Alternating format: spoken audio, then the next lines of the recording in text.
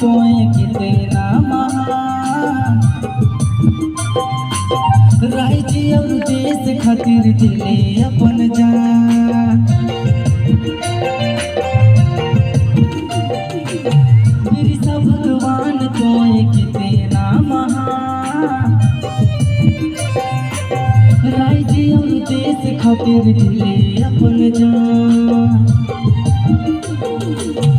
करिला तो के प्रणाम है बिरसा, करिला तो के नमन,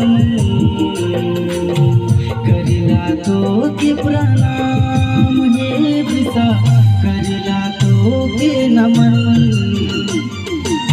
बिरसा भगवान कोई कितना महान राज्य और देश खातिर दिले अपन जान।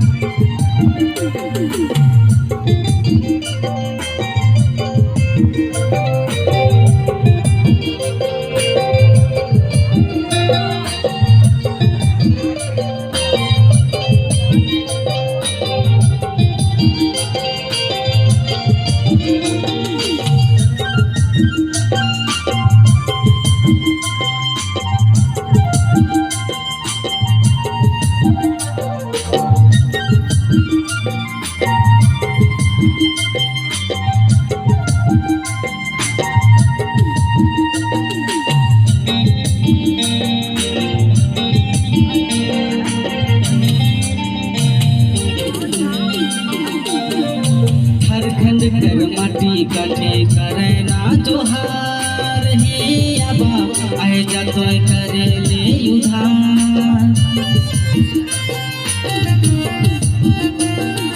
झारखंड कर माटी काटे करे ना जोहार हे आबा आए जातो करे ले उधार। बिरसा भगवान कोई कितना महान राज्य और देश खातिर दिले अपन जान।